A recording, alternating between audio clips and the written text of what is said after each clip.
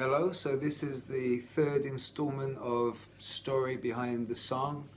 I'm trying to give you an insight not only to how the song was written, but also maybe some kind of lesson or information that would help any up-and-coming musician in their current careers or hope to have a current career, or future career even.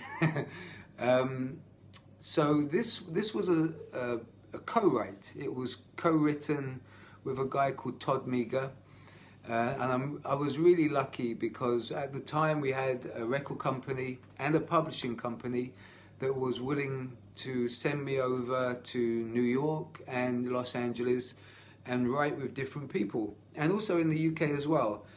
Because of the Sanctuary connection, I was able to write songs with Bruce Dickinson. I wrote songs with Adrian Smith. In the UK, a guy called Chris Thompson, who was the singer of Manfred Mann. Sam Brown, who was the singer of who sang Stop.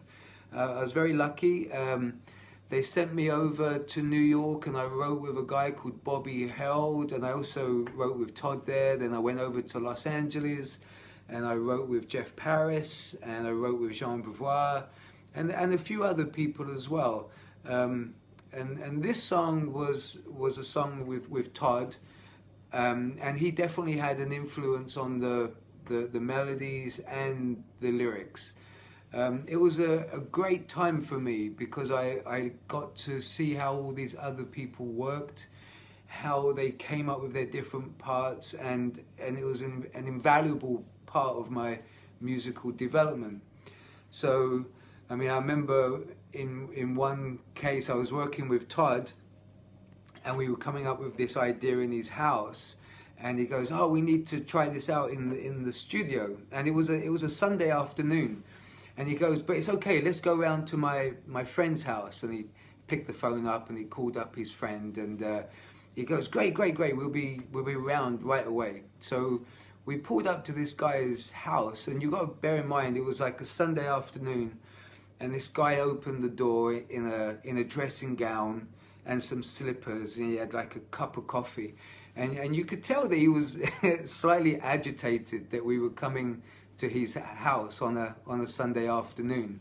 But he had like a home studio, and Todd, managed to get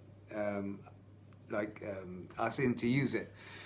And so we're working in this little studio, which is all very cool, and he goes, "Oh, I've got this great idea. I'm gonna get Kelly to sing it."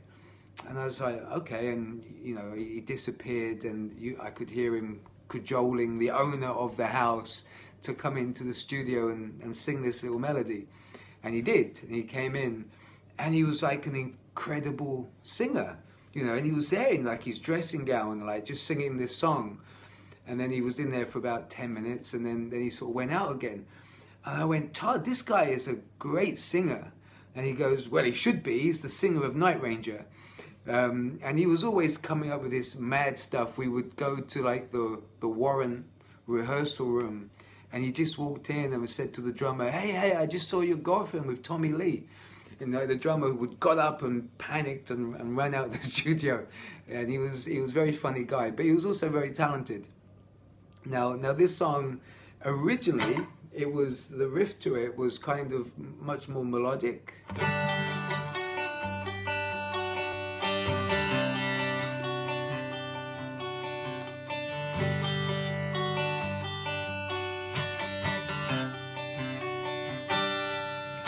But it kind of, when we got into the studio, it developed more into the thing that's in the record, which is...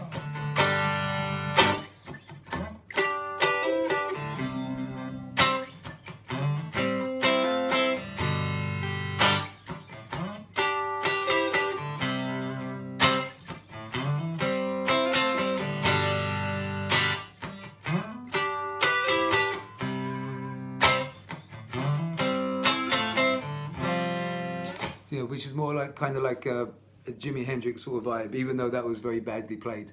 But the big transition on this song was when Keith Olsen got involved in it.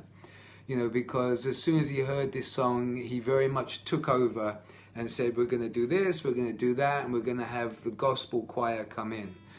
Now, I'd never worked with a gospel choir before, and the guy that he used was a guy called Fred White, and he had worked on all the Michael Jackson stuff. And he came in with 3 other singers.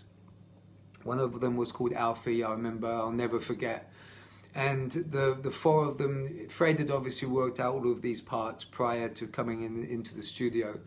And he went in with the other 3 and just started singing. And it is one of the most beautiful and stunning things I've ever heard in my life. And I actually remember me and Nev and I going into the studio while they were performing and just sitting on the floor in absolute awe that of this sound that was coming out. It was the most beautiful harmonies I've ever heard to this day. And they did it. They also sung on a song called Wings of an Angel, which I'll probably talk about at another point.